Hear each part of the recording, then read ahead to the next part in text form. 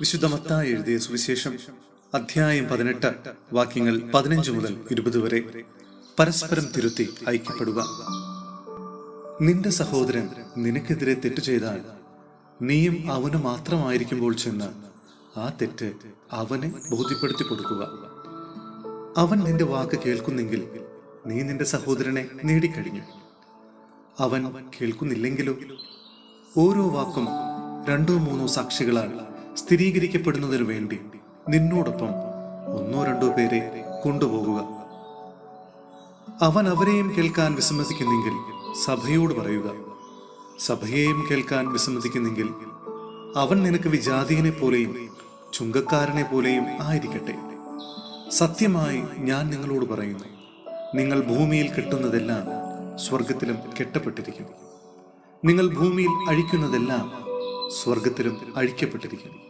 വീണ്ടും ഞാൻ നിങ്ങളോട് പറയുന്നു, ഭൂമിയിൽ നിങ്ങളിൽ 2 പേർ യാചിക്കുന്ന ഏതു കാര്യവും ഏകമനസ്കരാണെങ്കിൽ സ്വർഗസ്ഥനായ എൻ്റെ പിതാവ് നിറവേറ്റിത്തരും. എന്തെന്നാൽ 2-3 പേർ എൻ്റെ നാമത്തിൽ ഒരുമിച്ച് കൂടുന്നിടത്ത് അവരുടെ മധ്യേ ഞാനുണ്ടായിരിക്കും. സഹോദരരെ, വിശുദ്ധ യോഹന്നാൻ എഴുതിയ 1-ാം ലേഖനം അധ്യായം 2 വാക്യങ്ങൾ 7 മുതൽ 11 വരെ. സഹോദരനെ വെറുക്കുന്നവൻ ഇരുട്ടിൽ വസിക്കുന്നു. പ്രിയപ്പെട്ടവരെ, ഒരു പുതിയ കൽപ്പനയല്ല ഞാൻ നിങ്ങൾക്ക് എഴുതുന്നത്, ആരംഭം മുതൽ നിങ്ങൾക്കുണ്ടായിരുന്ന പഴയ കൽപ്പന തന്നെ. ആ പഴയ കൽപ്പനയാകട്ടെ നിങ്ങൾ ശ്രവിച്ച വചനം തന്നെയാണ്. വീണ്ടും ഞാൻ ഒരു പുതിയ കൽപ്പന നിങ്ങൾക്ക് എഴുതുന്നു.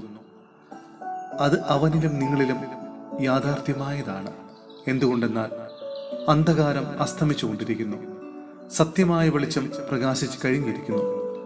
താൻ പ്രകാശത്തിലാണെന്ന് പറയുകയും അതേസമയം തൻ്റെ സഹോദരനെ ദ്വേഷിക്കുകയും ചെയ്യുന്നവൻ ഇപ്പോഴും അന്ധകാരത്തിലാണ്. സഹോദരനെ സ്നേഹിക്കുന്നവൻ പ്രകാശത്തിൽ വസിക്കുന്നു, അവനിൽ ഇടർച്ചയുണ്ടാകുന്നില്ല. എന്നാൽ തൻ്റെ സഹോദരനെ വെറുക്കുന്നവൻ ഇരുട്ടിലാണ്, അവൻ ഇരുട്ടിൽ നടക്കുന്നു. ഇരുട്ട് അവന്റെ കണ്ണുകൾ അന്ധമാക്കിയതിനാൽ എവിടേക്കാണ് പോകുന്നതെന്ന് അവൻ അറിയുന്നില്ല.